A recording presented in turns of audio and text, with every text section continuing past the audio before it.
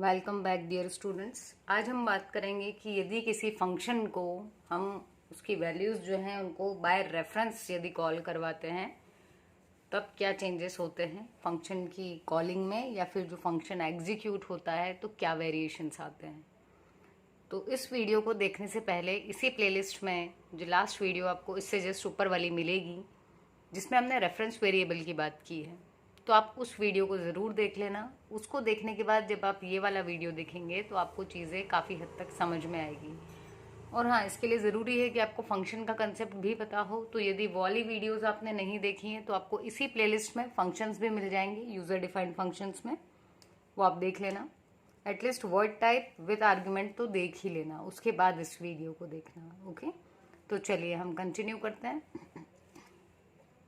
Call by value में हमने देखा कि जो चेंजेस हो रहे थे फंक्शन में जब हम कॉल करवा रहे थे तो वो चेंजेस हो रहे थे उसी फंक्शन में जो वेरिएबल्स थे उन पर, मतलब एक्चुअल वेरिएबल की कॉपी बन गई थी। बट उसमें ये प्रॉब्लम आ रही थी कि जब हम मेन फंक्शन में वैल्यू प्रिंट करवा रहे थे तो स्वैपिंग के बाद भी जो वैल्यूज थी वो चेंज होकर नहीं आ रही थी।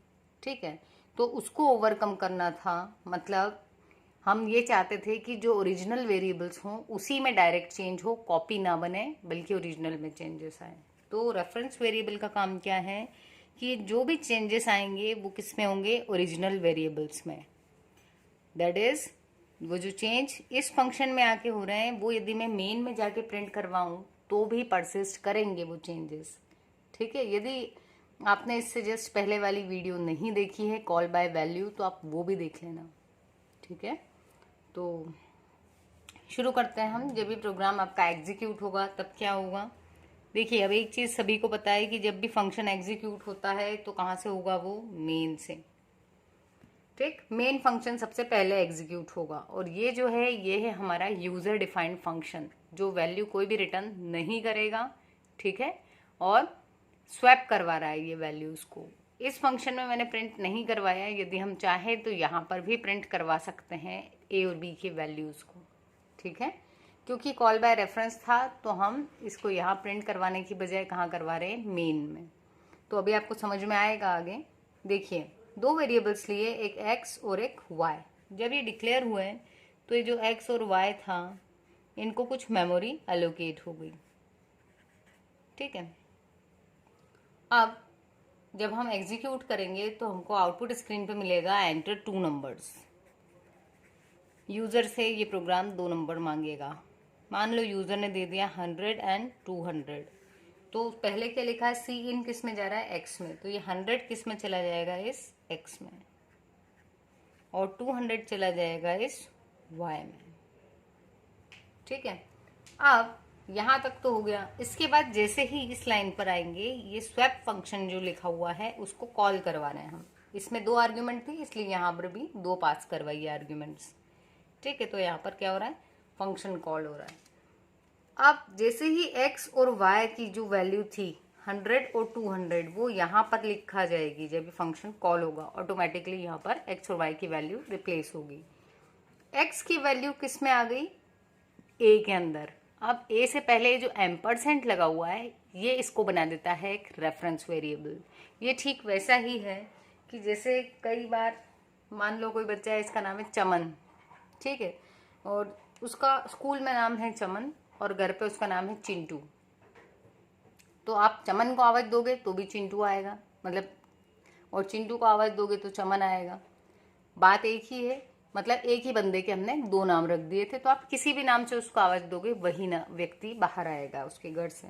ठीक है, तो यहाँ पर हमने क्या किया है, वही चीज़ की है। ये एम्परसेंट लगाने से इस एक्स का एक और नाम हो गया ए, यानी मेमोरी लोकेशन वही है। अब इसको मैं x कहूँ या a कहूँ, बात एक ही है।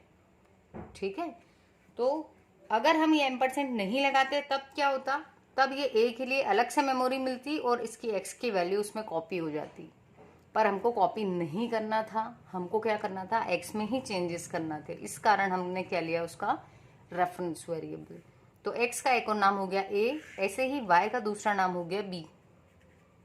अब क्या हुआ, जब हम यहाँ पर आए तो एक टेम्परेरी वेरिएबल लिया t।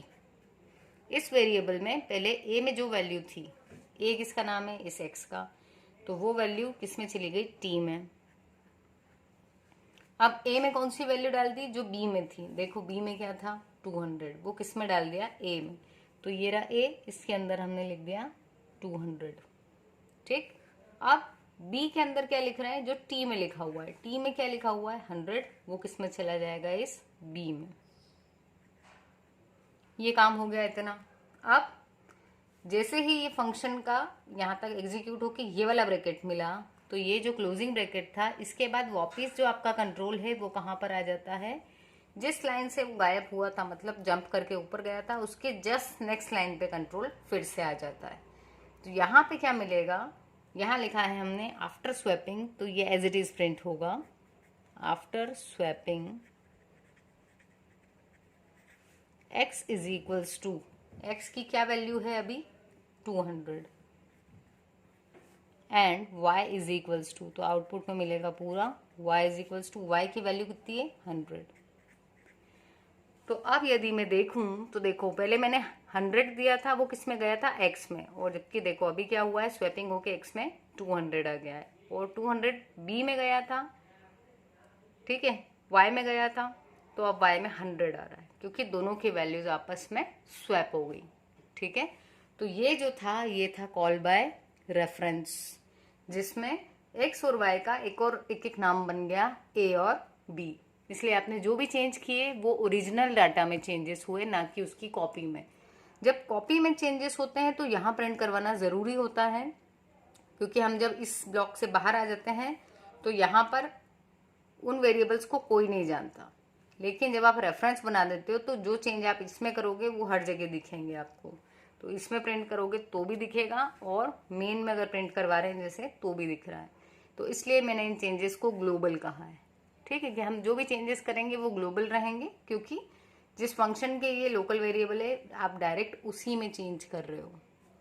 आई होप वीडियो समझ में आई होगी। नहीं समझ में आई हो तो इसको एक बार फिर देखना, और इससे पहले आप रेफरेंस वेरिएबल देखना और यूजर डिफाइंड फंक्शन के टाइप्स ज़रूर देखना। ठीक है, तो मैं मान के चल रही हूँ कि इस वीडियो को आप तभी देख रहे होंगे जब आपको फंक्शंस क्या होते हैं पता हो, और रेफरेंस वेरिएबल क्या है ये पता हो। यदि नहीं मालूम है तो इसी प्लेलिस्ट में आपको दोनों मिल जाएंगे। ठीक है, फंक्शन भी और रेफरेंस वेरिएबल भी। ठीक है, तो मिलते हैं अपने नेक्स्ट वीडियो में। Keep watching, keep supporting guys. Thank you.